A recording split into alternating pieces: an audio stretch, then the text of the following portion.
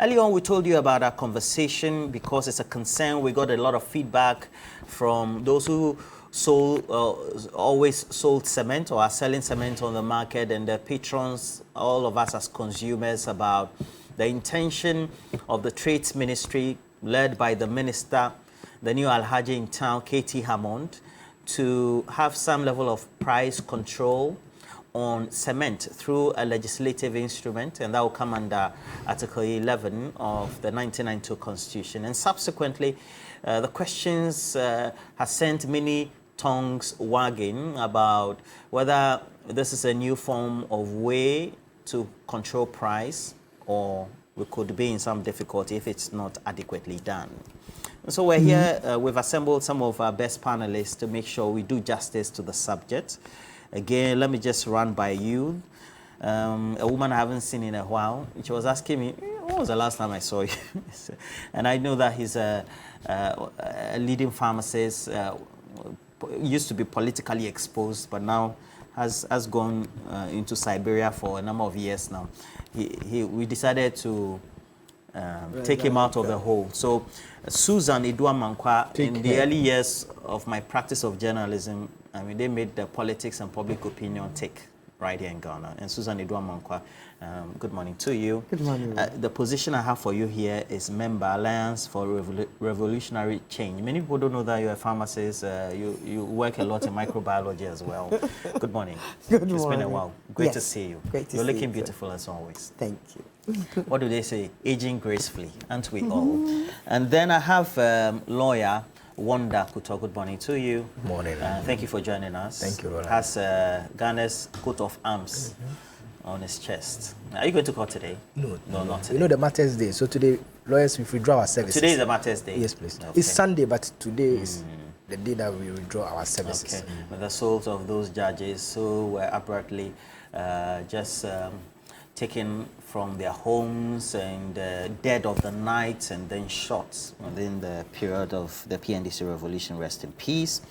And then also Kwame Jantua, good morning to you. He works in the extractive industry. Ideally, he should be very busy with a lot of consulting because he has great knowledge. He currently is the chair for the Ghana Energy Awards. Good morning to you. Good morning. Great. We did the launch yesterday. Oh, you did the launch? The Ghana. Okay. Energy When is it coming of the Ghana Energy Awards? October. Yes, it's supposed to be November, but because of the election, yes, we brought it to October. Please let us come on board and see how we can. But during the week, July 26th was 45 years of the execution of the generals. As well. June, yes, okay. The generals, and we didn't hear anything. You see, it's history, isn't it? Well, it was also marked around. I saw some programming, especially coming from some civil society organizations, but I think generally the media had been dormant and silent on it. Would you know whether they have sold the Teshi range? That's because what there are some rumors that the Teshi range has been sold.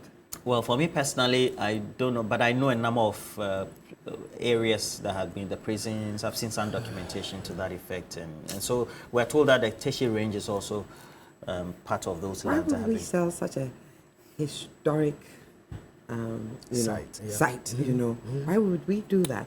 Because it's supposed to remind us of something, and you know, maybe we never want to go in that direction again. You know, what did those deaths achieve? But we did it. We were, as a people that were supposed to be peace-loving, rose up, you know, pulled people's fathers and shot them there, you know. And, you know, the horrors that happened, you know, around that period, it should be a reminder. But we seem to, right now, have a penchant for selling off state access. Everything. Property-owning democracy. Property-owning democracy. But you see, these people have been bombarding me with all sorts of property-owning democracy. So you come in as a government to protect our assets. Okay. And you end up selling it. And if we were to scratch deeper, probably selling it to yourself. Yeah. You come in to say that you should not benefit from the state, and yet you will, you know, take state assets and sell to yourself. How does that make sense? Yeah. And, you know, so the state should not own anything, you know. property owning democracy, go out and look for your own property. Why should you Or know, create your own and sell your own. And create your own. Why should you take state property? I think that next week Friday it's we totally need to wrong. have this panel here so that we discuss it thoroughly, and we'll come back to public discourse. I see that you've been brewing a lot. No, wait, let me just do an introduction. He is one of the leading lecturers with the Department of Economics and Applied Mathematics with GIMPA, the Ghana Institute of Management and Public Administration, renowned institution right here in Ghana. And Professor Kwame Adanu is joining us, expert advice as well. Good morning to you, Professor Adanu. How are you? I'm well. How are you all doing? I'm well. I put your name up on my social, Facebook especially, and somebody, one of your students described you. He said you are a hard lecturer, pa. But that's a student-lecturer relationship, right? Absolutely. Well, yeah. certainly. Right. Okay, so I would want you to lean back a bit so that I can get your portrait quite well. Because as of now, I mean, respectfully, it's only your head that is showing on TV. So that we need to see your chest as well in that frame, in that portrait, sort of. So whilst you resize, we'll take the insert of the Trade Minister on the subject, the cement pricing regulation. People of those who have established these factories, you are not careful. I mean, that's its market operation. They want maximization of profit. They would want to maximize profit as much as they want. We think that it is not good for the health of the entire country if a select group of people decide that they will make the system for what it's worth. Is that a bad suggestion? And so today I have received a copy of a petition written by the Association of Ghana Cement Manufacturing, whatever. Pretty insulting, Dr. Amwa Dawson. He writes to Parliament, tells Parliament to order me to take back my document and to consult with him, and that what I'd done was not respectful or something, because I hadn't told him. You know, sometimes you got to be careful when some of these things come about. But he's a PhD, he's a doctor, so reading and comprehension shouldn't be a problem for him. He should go and read the Constitution. So that's K.T. Hammond there. He is the new Alaji in town, as I like describing him, since he returned from Maka. And he's the Minister for Trade and Industry. Now, Professor Kwame Adanu, in terms of the economics of it within the market, if we have an airline that will tend to regulate pricing, what are the ramifications? Not only on the consumer, but also the manufacturers and the entire market. All right. Good morning to all of you and to listeners. The world is not new to price legislation or government intervention in markets. It is something that we have done intra-country, that is, we've done it in Ghana for several years, especially in the early 1980s. And then we have done it in many other countries across the world. And we know what the result is. The result is standard. When you try to set a price of something that you don't produce, government is trying to fix the price of cement when government is not the one producing cement. The consequence is going to be that we are going to have a lot more demand for cement than the suppliers of cement are ready to put on the market. Now, the question is government ready to fill in the gap? That is the shortage that is going to come. Does government have cement to put on the market to fill that gap? I think that we are trying to move from the frying pan into the fire. We are trying to worsen our problems, and we don't have to reinvent the wheel. We know what the standard results are. Now, if government is worried about the escalation of prices of cement on the market, the Professor important thing to do... Professor Adanu, let me just stop you there. If government is concerned, so I want you to lean back a bit. Then I get your profile well, because now I'm only seeing your head, just like I said. And okay, so that is perfect. Is now, it better? Continue. But so don't lean forward again. Just be conscious of that. Okay. All right. If government is worried about the escalation of cement prices on the market, I think the first thing to do is to do a disaggregation or a variance disaggregation of the price of cement to find out what is contributing the most to the price escalation. If, like what most people are saying, if that hypothesis is true, that the depreciation of the currency of the Ghana cedi is the main cause of the price escalation, then I think we have to look at other things that we can do other than trying to go to regulate the price. For instance, if we think that cement is so central or so key to the development of the country, therefore we cannot afford price escalation of the price of cement, is it not even better to go and try to fix the exchange rate? Because a lot of the inputs that are brought in to produce the cement are imported. And that is why the prices appear to be getting out of hand. Now, if that is the main problem that we have, why not fix the exchange rate for those key inputs rather? Like you can say clinker. If clinker comes into the market, use this exchange rate to clear it. Now, once you do that, you have a grounding to now invite the Chamber of Cement Producers and have a discussion. Because then the main reason that they are given for why the price of cement is getting out of hand, you have sorted that one out. But if you know what the problem is, you are not addressing the problem, and you are moving in the other direction to go and fix the prices, I think you are going to create a lot more problem in this country than you are fixing. As bad as the proposal of the minister is, I think we still have to give him the benefit of doubt. What do I mean by that? We should give him a platform to come and explain to the people of this country why he thinks that what he's proposing is going to work against all that we've known in history, in economics, in politics, about what price legislation can do. Maybe the minister thinks that cement producers are colluding. They are fixing prices, which means that the exchange rate changes may not be the only reason why the prices are getting to where they are. Well, if that is a suspicion, that is another hypothesis that we have to look into. If that is a suspicion, there are ways of unraveling that suspicion.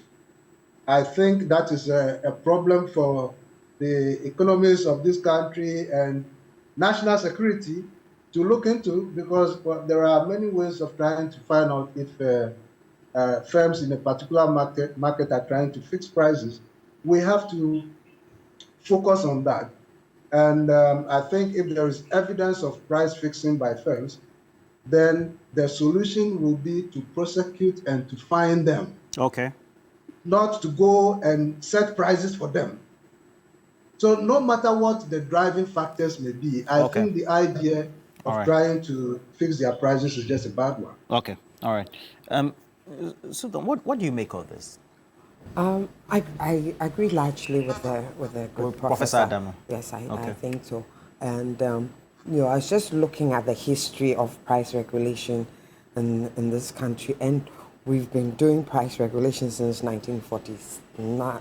When the colonial government attempted to fight inflation with prices, and Nkrumah did it in 62. We're looking at 66, the NLC. We're looking at 72. With the National Redemption Council. I mean, so we've done price regulation before. It's been part of us. But what benefits have they brought to us really? Maybe the short-term benefits, but this is where you can say that the economy will show you up even if you try to the economy will expose you. It will expose you. If you try to introduce a law to regulate pricing of cement, because all the negative effects of price regulations, where even if you said people shouldn't hoard, people will find ways and means of hoarding and all the other negative things that come with price regulation, and it creates a shortage, and I don't believe we want that to happen. You know, if you listen to the cement manufacturers, there was no engagement with them. I believe that in this kind of atmosphere, then it becomes very, very adversary. But you need to do that jaw, you know, see where you can meet the manufacturers, because of course, I mean, you don't want them to make an inordinate amount of profit, but they are businessmen, and so they need to make a profit. But you have that conversation where, yes, you don't put them in dire straits, and you know the citizens are also protected, because what are they saying? They're saying that they're trying to protect the citizens. They have realized that in an election, and now they have to protect the citizens. They didn't know that in the last 7 years they're supposed to protect us. But be as it may, if that realization has now come, because the you know has come rather late, and because of that they are being very bullish about it. You know, how is it going to benefit us? I'm trying to look at it in terms of long term. Okay, so you fix it now, and between now and 7th December, and you lose the election, and they will lose the election. You understand? People are going to build their houses within this last 6 months. I'm really hard pressed to find how the long-term benefits of this price regulation of cement is.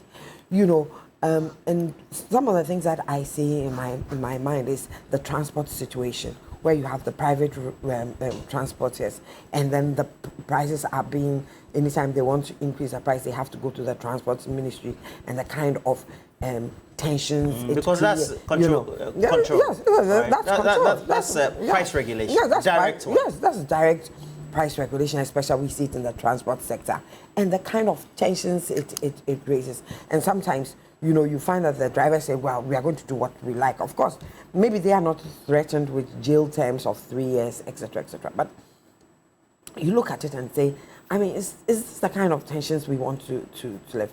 Yes, we want people to be able to afford to have their homes, build their homes, and things like that.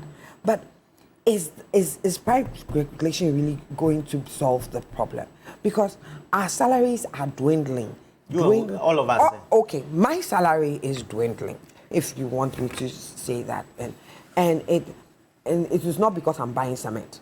If I'm spending 40% of my salary on food, it doesn't matter the price of cement. I will still find it difficult to build. You know, because I buy food, I will pay my children's school fees, I will run my car, I would have very little to say that even if the price of cement comes down to what, 60 cedis, comes down to 50 cedis, it will still be difficult for me to build, because I don't have that living wage that, you know, allows me to do that. You get it? So it shouldn't, you know, we have to look at it holistically. What are the things that are driving the cement prices up?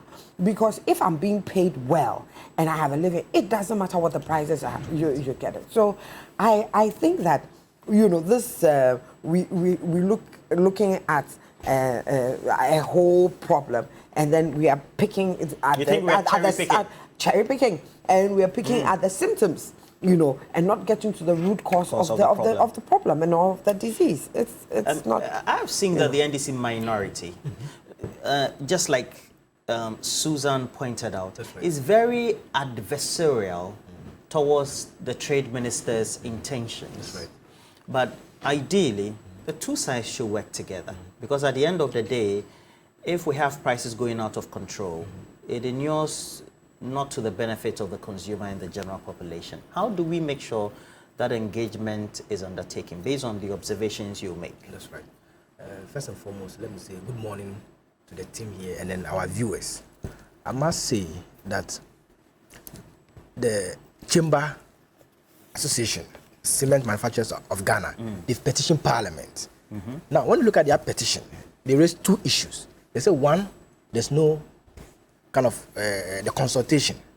And then also they raised the issue about the exchange rate, the depreciation of the Ghana cedi against the dollar as the main cause for the cement prices escalating. That's the key issue in the petition. Now, let me start from the exchange rate issues. Now, when you want to produce cement, the key ingredient in the production of cement is clinker. Now, in Ghana here, we do not produce clinker. We import clinker. And once there's no corresponding exports of goods and services, it means that you need more cedis to purchase dollar in order to import this clinker. Very true. Right. Now, when you do this, it means that you are an import economy. It will have an effect on the prices. So these are the basic parameters for which exactly we need to premise this conversation. Exactly. It's very important. So Ghana is an import economy. If you look at the budget, tomatoes, we had imported 3 billion. Tomatoes, onion, 2.5. 3 million. Yes, 3 million. Rice. USD. Yes, rice, $4.5 million. Sugar, $4 million dollars of import. Yes, I want to let you Are know. you talking about 450 million or you're talking Yes, because it can be 4 million. Sugar More than and that. rice is definitely more than No, it's 4 billion. 4 billion. Yeah, 4 billion. So that should tell you that Ghana is an import country. There's no corresponding export. In fact, We are onions is 33 million. yes, we keep importing. So that is the key issue that we should be looking at. Now, we are talking about the issue of price legislation to regulate the prices. Roland, let's do some comparative studies. Okay. We have this Rent Act that says that you should not rent your premises for more than 6 months. It's not a form of regulation, but you and I know that in this country, people pay rent for 2 years advance. What's your point with this? My point is that it's not just about regulating. It's not about regulating. There are a lot of laws. Recently, government brought out some regulation on dollar that don't price in dollar. But in this country, I'm telling you that a lot of people price in dollars. even the ministries are. Even government agencies, they price in dollars in this country. So it's not just about saying you are saying an ally. No, it's not just about the law. I've just told you about the Rent Act. We have people in this country, they rent 2 years advance. This is common knowledge. So if the main stakeholders are saying that, look, it's just not about legislate. And when you legislate, like as Madam said, when you legislate, what will happen is that there will be an artificial market. People will hoard the products to create shortage. So once there's that shortage, people will now be forced, instead of buying the cement 100 cedi, because you want the products, you'll be forced to go and pay 200 or 300 cedi. So it would rather be worse. It will be worse. And I must say that, look, government should rather create an enabling environment so that there will be market equilibrium. Which is what? Reduce taxes. Reduce taxes. So, for example, reduce the taxes on the raw materials from the port. Give them the incentive. That's the manufacturing. Yes, because so that then it will influence the pricing. Exactly. So the point I'm making is that government should create that enabling environment so that there will be market equilibrium where demand will be equal to what? Supply. In that case, we'll have an equilibrium price. And you see, once you have that market equilibrium, the quantity produced will be the market quantity demanded. So it's very important that government get to know these terms. Look, what I'm wrapping up respectfully. What the cement association, the stakeholders are talking about. The manufacturers association. Yes, the manufacturers. What they are talking about, the government is what? It's not consulting them. And that is what this government has been doing. Even on this show, where is the government representative? They are not here for about a week or two. And it's quite unfortunate. They are not consulting anyone. E-levy. When we are about passing this e-levy, we talk about they not consulting. And they said, oh, once e-levy is passed, we will not go to IMF. Today, e-levy has been passed in IMF. Government is not consulting anybody. That's what the stakeholders are saying. Look at the petition they sent to Parliament. They said no consultation. Thank you. Jantua, it looks like there are a lot of brewing concerns from every stakeholder. The manufacturers are head over heels in terms of the disagreement. And even on this table, including what Professor Dano is indicating, just more education on economics, and I wonder also has been at it. At the end of the day, would you say that the lack of consultation by way of the stakeholders has been the undoing of this government, has brought it to its knees in terms of its intended tax handles and policies? Good morning to our viewers and good morning to my panelists. Let me start with the quotation from the minister. Bible. The minister. Okay. Not the quotation, but what he said. And I quote, Mr. Kovna Tahiri Hammond stressed that although the manufacturers were not consulted during the drafting of the LI, he had consistently had conversations with them on the need to be transparent about pricing. I didn't have to consult them in drafting the LI. I warned them consistently that they couldn't do what they were doing, raising prices. I consulted with them several times in my office. I told them what I wanted. I wanted them to be transparent for there to be a reduction. How possible? Look, shelter is the number one need for everybody. And the moment prices go up, cost of buildings go up, rent goes up. Cement is 70% of building. 70% of building. We've talked about the taxes. We've talked about the CD. One side is saying we don't like it. The other side, which is the real estate developers, are happy, are clapping and say they want it.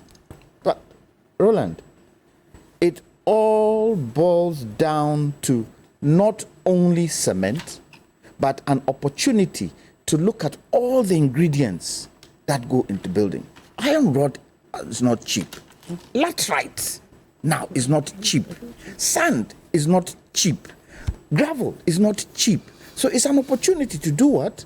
To call everybody around the table, real estate developers, everybody. Look, prices of cement are going up. It will reach a point where people will not be able to afford it. Let's sit around the table and see how we can manage this situation and not let prices increase all the time. Has that been done? No. And that is where the consultations come in. However, more importantly, is government's policies. And let me take one of the policies. One district, one factory. What's wrong with that policy? Was it planned? I think that in opposition, they even drew a diagram. Was it planned? Where there was every district having a center in terms of the produce. Was it planned?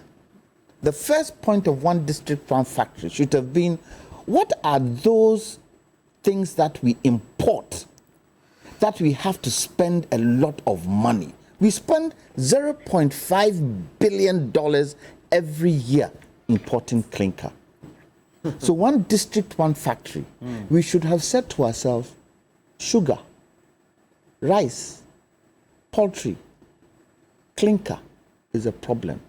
Can we? Through limestone deposits. Yes, Okay. can we manufacture clinker in this country? Let me give you what goes into the manufacturing of clinker. Limestone, do you have it in Ghana? I think so. Somewhere in the western region. Yeah. Nkrumah tried to. We do. Limestone, do you have in Ghana? I think there's We some do. even in some We have hills in the limestone in Oti Ghana. region. I just want to, limestone, do you have in Ghana? Yeah, Yes. we have some deposits, yes. Clay, do you have in Ghana? Yes. Oh, abundant. Silica sand, do you have in Ghana? Yes, we have. Iron ore, do you have in Ghana? Yes. Bauxite, do you have in Ghana? Oh, plenty. Laterite, do you have in Ghana? Oh, Gypsum, do you have in Ghana? Pozzolana, maybe that. Pozzolana. Pozzolana, It's a okay. volcanic ash. That probably not. And then fly ash. These No, are the we do. we do. Okay. We have She's a pharmacist, we so- have pozzolana, which is made up of clay and can replace cement. Is that what the CSR, the CSR, that's the BRI. So- They did some sample They did. product for They the mass brought- market, So- but they You did. know, people do the research, they bring the research out, and instead of government taking it Yeah, and that's the running with scientist it, talking. because that is natural to us. We have the clay here. You're new to the table, so cool down. Now you Yes. see, if we have all these ingredients, could we not look at, okay, let's see how we start our own clinker manufacturing plant here. Isn't that where one district, one factory comes in? Are we doing it? And we are what? Exporting money, capital flight in bringing clinker in. And we want to use a false way to suppress. Not right. Not right. Okay. Professor Adanu, I have this question coming from Michael Che, who is watching us from the UK. And he says that, please ask the professor if what is done to improve manufacturing and have an influence on pricing in the developed world is what we have done in Ghana and other developing countries in Africa. Can we say the same in relation to this cement pricing debate? Well, in the developed world, especially the Americas and Europe, we don't get people intervening in the market to control prices for key products like this. Rather, what they do is to ensure that they do not engage in uncompetitive behavior. That is why we have the antitrust bodies, which are monitoring whatever is going on in such markets. If there is evidence of uncompetitive behavior, they intervene, they prosecute, they fine. Now, I think the situation is very different for Ghana currently. I have to assure you that it is not only cement consumers who are suffering today because of this price escalation. Okay. The reason why I say that is that we have very restrictive conditions under which a firm can pass on additional costs to consumers. Okay, if the city is depreciating and cement producers are passing on this to consumers, they cannot pass on all of it because the conditions under which they can pass on 100% of this to consumers is not there. So they are also absorbing part of it. Now, I think the leaf that we can take out of what is happening is that prevention is better than cure works in economics just as it works in everything else. Whatever you do in an economy comes back to make you well off or to bite you later on. What do you mean? You cannot hide it. The economy is like a mirror. The greatest spender in our economy is the government. So if prices are escalating all over the place, the first suspect we have to look at is the government of Ghana, not other people, as the government is rather looking at other people. No, we have to look at the government of Ghana because it is not only cement prices that are escalating. Prices of everything else are going up. From December last year, inflation around 54%. It is only, I think, in May that we got to about 27%. It tells you that prices are still going up for everything. Therefore, the government must look at itself first before looking at others. Now, I agree that the government must go and have a JOJO with the Chamber of Cement Producers, but you cannot negotiate in a vacuum. You understand? Because you know why this thing is happening.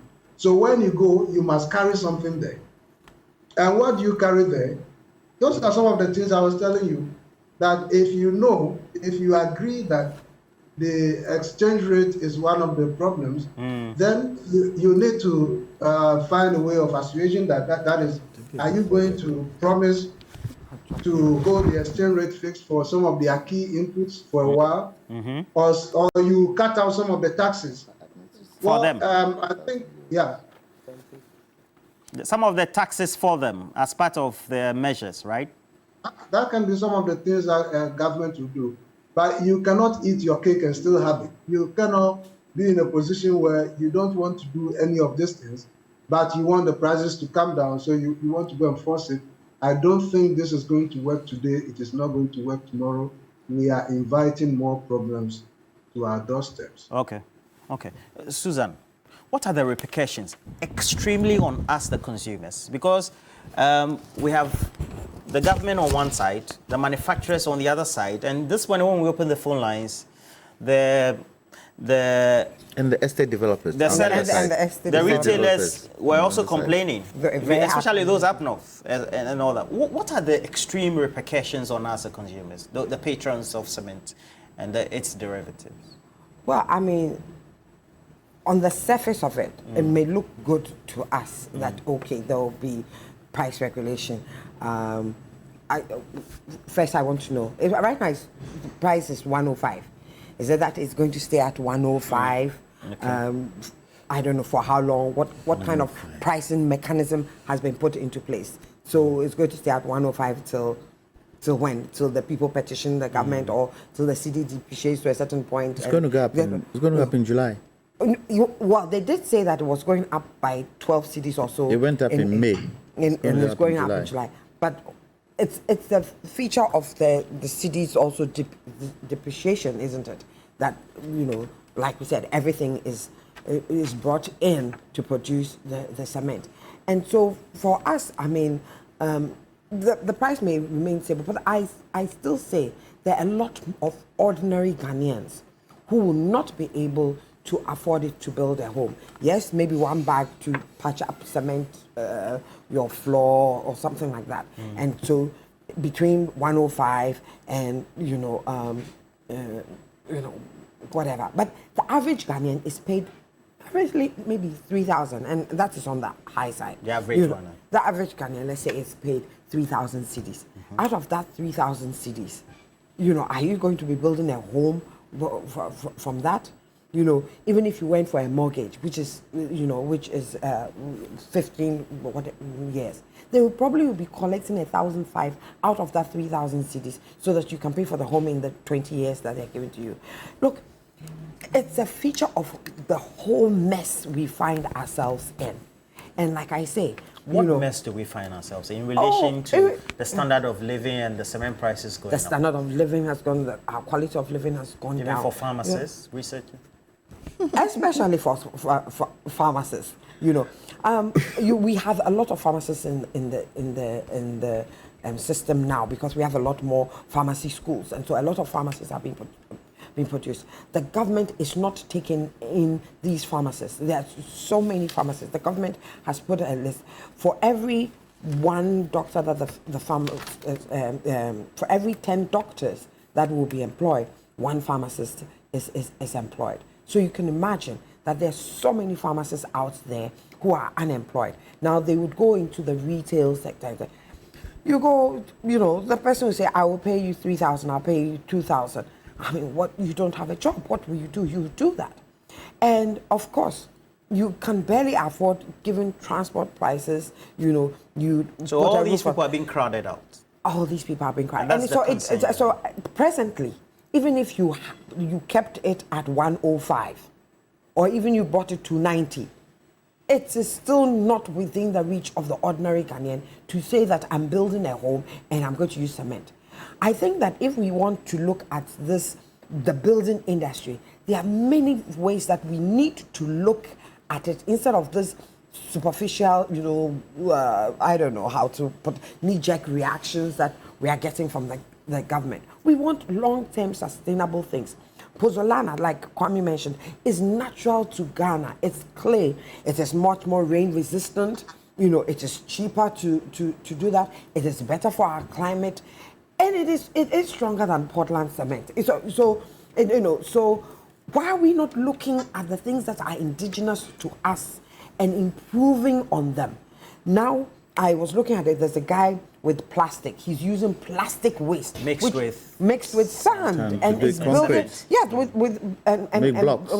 with blocks. But he probably will get to a point he will do away completely with that and use that. We have so much waste in our system. How are we cleaning up our plastics? So I think that this kind of things where we are doing it's irritating. It's not the solution to things. We need to sit down and look at things holistically and tackle the building industry, not just one part of it. All right.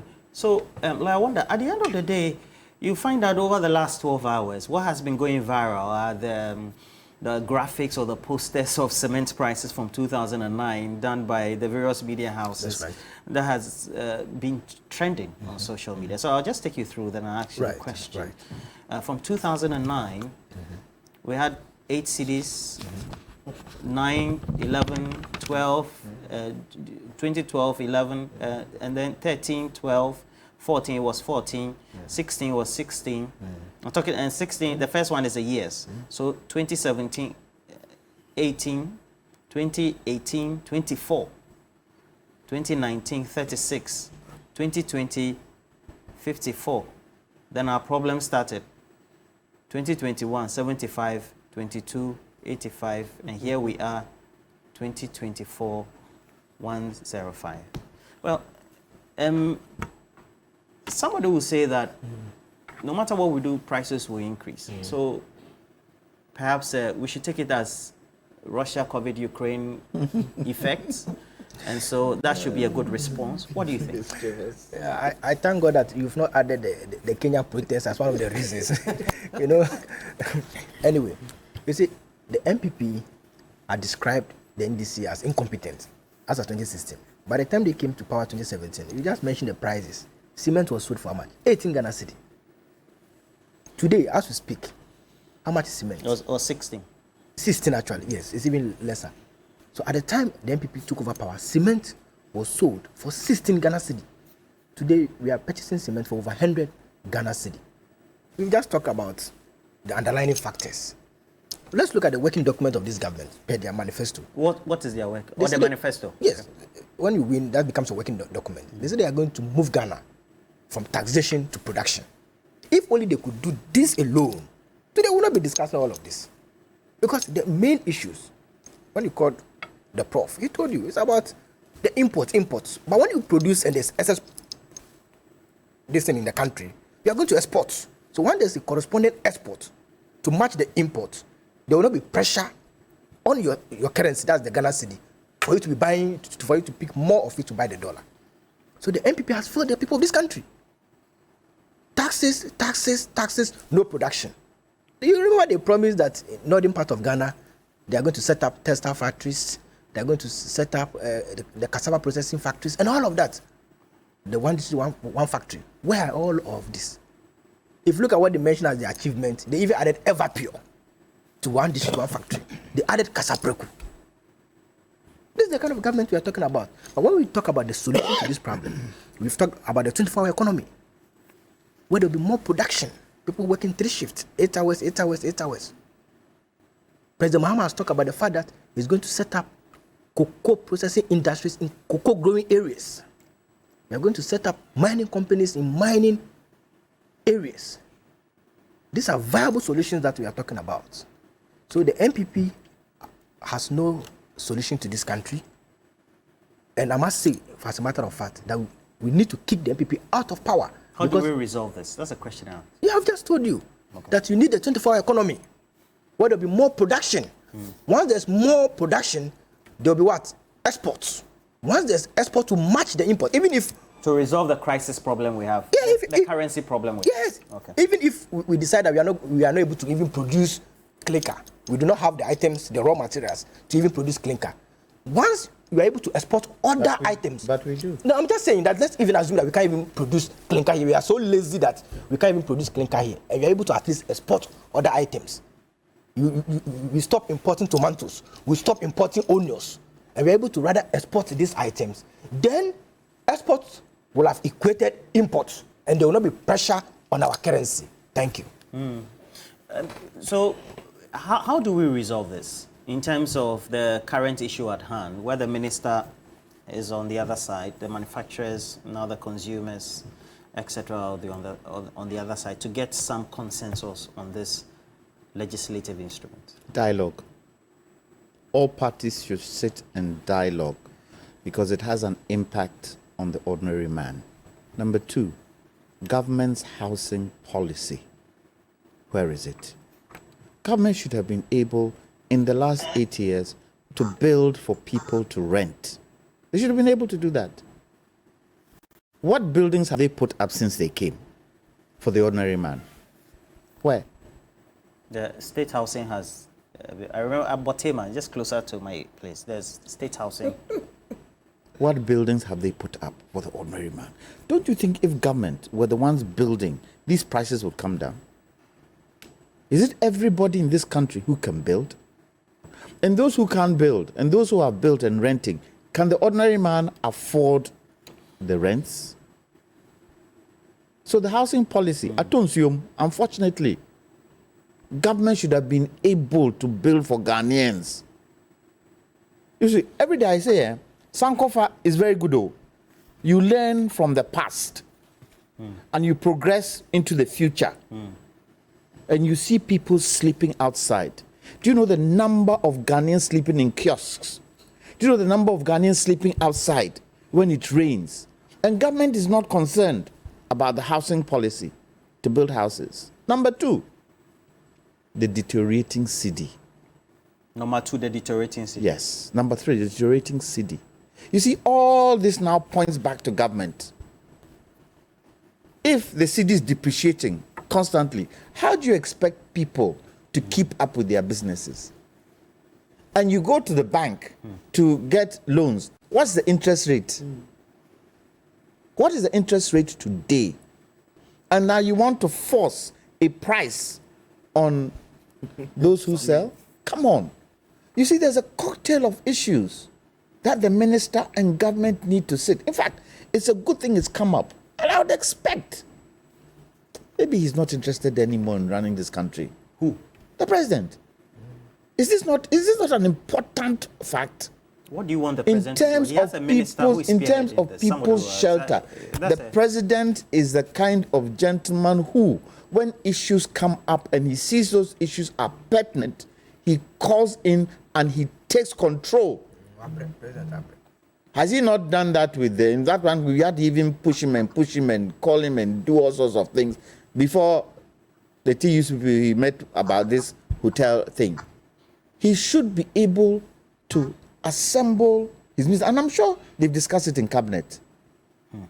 Other ministers would have to come in to sit and look at the entirety of how we build in this country.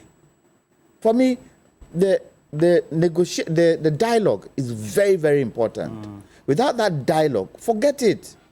Ghanaians will suffer from building. Nowadays, people can't even maintain their houses because of the price of things. Right. Well, I will just go around one more before, but let me just, there are some important messages that are coming from many of our viewers.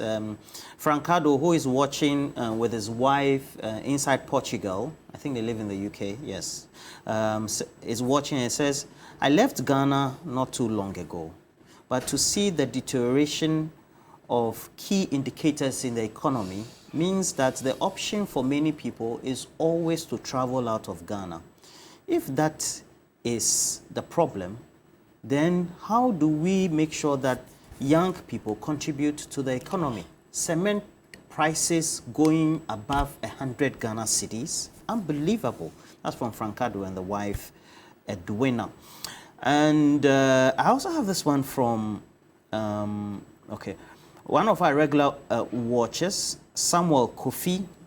He's a business development manager, Point of Light Construction. And he says, these days, if I give a bill of quantity to a client and he or she doesn't act on it within a week, I call it off because the prices ultimately would change by the time the person tries in a typical Ghanaian fashion to gather the initial mobilization for the contract. People in the construction industry are also suffering. Now, Papa Yenzu Kwansa Takrade says, humbly, the government needs to set up. Everything is now skyrocketing. Gas and price change is every week. We know they will kill us, and now we have this. Yesterday, I visited Ifyan Kwanta Regional Hospital, and patients are receiving infusion sitting on chairs because there are no beds. Rent is even high. If you are living in somebody's house, how do you even think of going to build another one of your own when the price of cement is this way? Money, he's a regular watcher, I'm sure you've all... He says, Let's blame Captain Smart for the cement he carried for the Cathedral Foundation, National Cathedral Foundation. Yeah, mischievous or money in money. The recent bill introduced by the Trade Minister, which seemingly targets cement manufacturers, appears to be a hasty decision. Rather than imposing measures that could stifle this critical industry, the government should focus on reducing nuisance taxes and implementing sound economic policies. That's Musa Abatwa in Aswanse. I see that my cameraman is nodding in unison, so it means he agrees. Also for Andy. Now, Kwesi Mensah is a regular watcher from the US. I've been wondering for a long time about those justices who were killed. What exactly did they do? Hey, please Google, oh, history is there. Oh. This one. Evans Ibn Samba says, please ask Lawyer Jantua whether he thinks this type of decision to control cement prices using regulation and the one that saw our Greek minister, the former one, selling plantain and cassava at the doorsteps of the ministry in effort to control prices will work when it didn't work that time. Thank you very much, Evans Ibn Samba. And then Honorable Sampiyale, ambassador, says, it appears to me that Katie Hammond is locked up in history and has been left behind by time. In this day and age, in a democratic session, which government or country thinks about import licenses and price control regimes or regulations?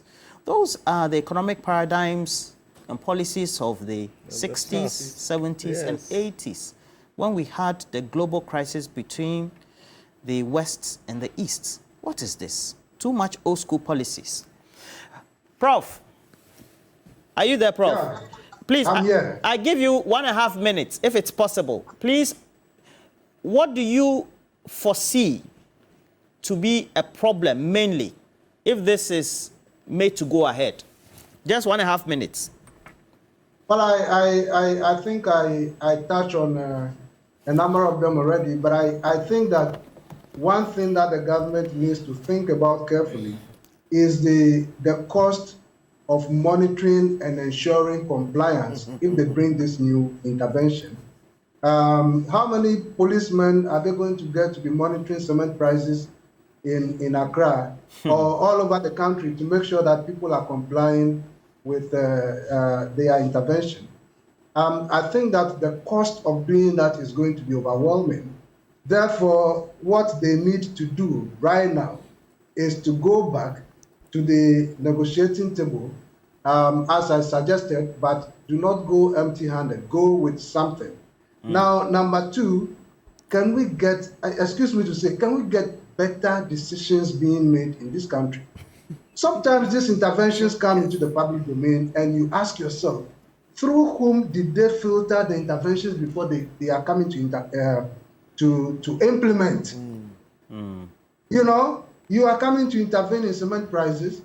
You are going to get vehicles to move plantain and food from wherever to the capital of the country to check prices.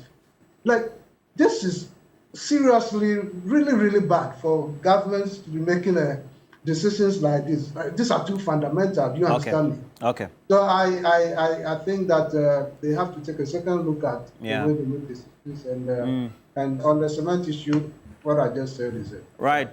Thank you for joining us. We've enjoyed the conversation. It looks like even Professor Kwame Adanu is even short of superlatives or adjectives to describe the situation. 1.5 minutes for you. I think that, you know, like he said, I mean, you just do things, knee-jerk reactions. Haphazardly. Okay, haphazardly, no plan, no vision. Look, you looked at the thing where the price of cement has been increasing.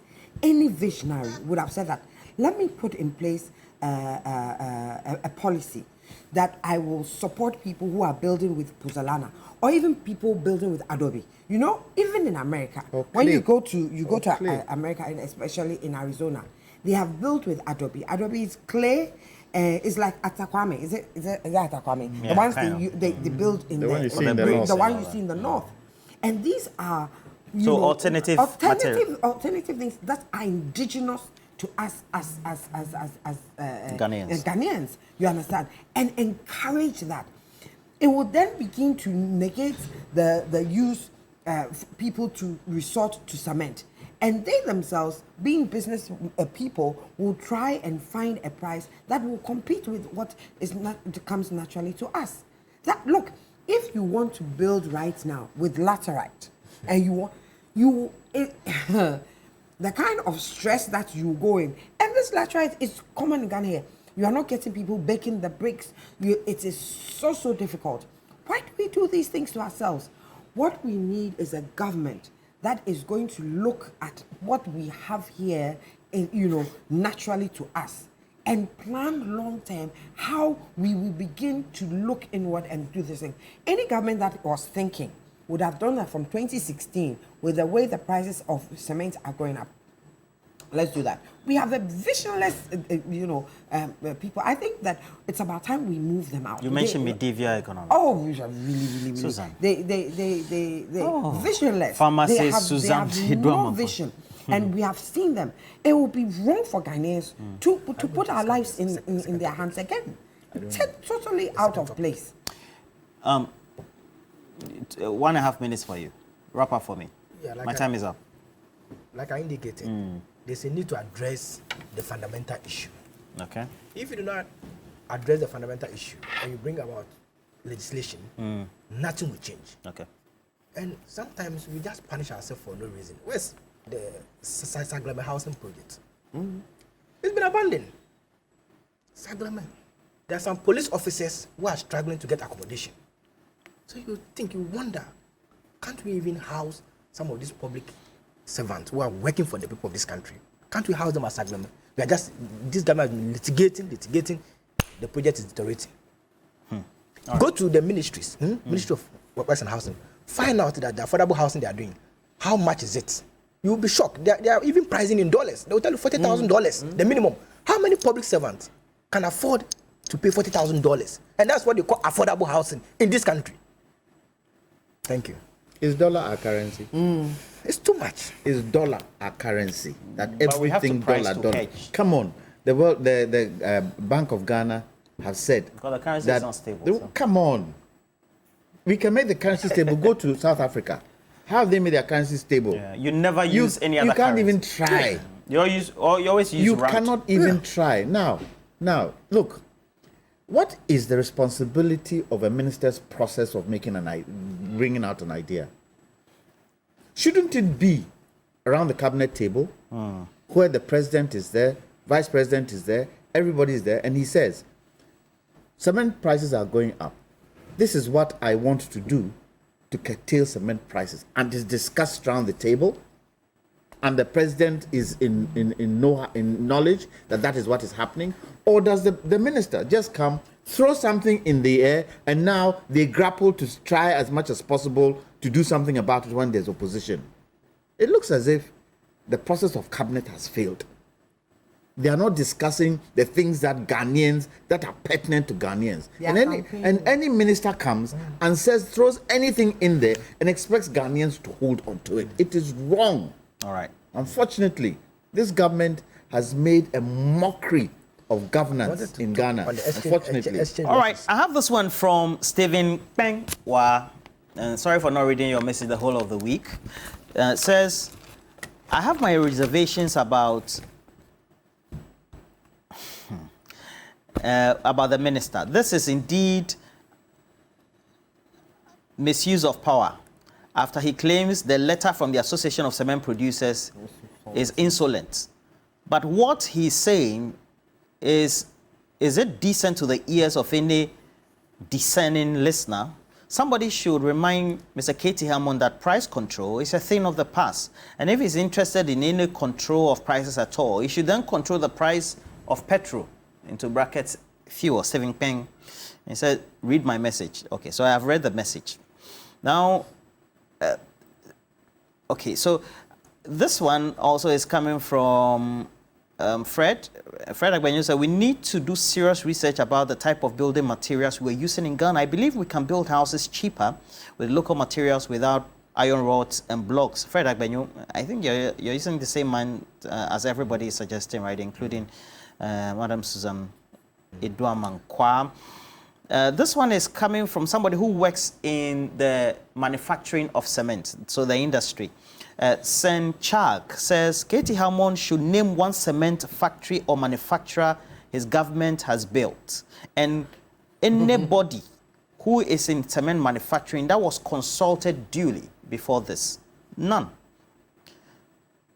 Kofi Owusu Ashia Jr. says, okay. Oh, says Dr. Susan Edwamankwa, it says that you are the friend. Knows you very much. Okay.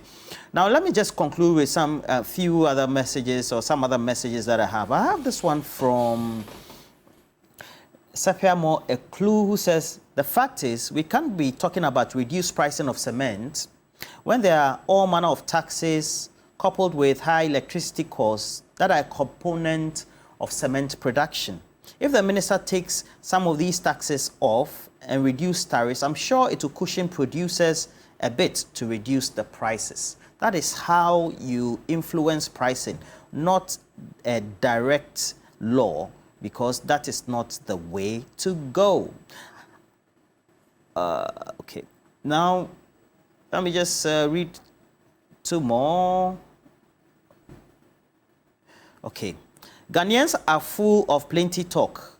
We are not angry enough. We're complaining, but still watch these leaders using state resources their own way. Big cars, luxury, etc. And then they come to impose price regulation, not having any impact and empathy for the ordinary Ghanaian. Okay, now be it for now. Thank you for the conversation. I would want to have you again. Do you know cash out? We have cash out. It goes with the short code *439#. When you regularly stake, you get to win. It's a lottery. It's to cushion people every day. Yeah, I wanted to just give this. You had your chance, lawyer. Yeah, I wonder. Yeah. I gave you a lot of. Erica J, I've seen you. You said a bag of cement in my hometown today is costing 110 Ghana cedis under the leadership of Nana Addo Dankwa Akufo-Addo and this vice president. I clearly remember that around the same time, 2016, the bag of cement was the price that has already been indicated. Are we able to pay our rent, bills, etc.? These are key questions that are on the mind of many consumers.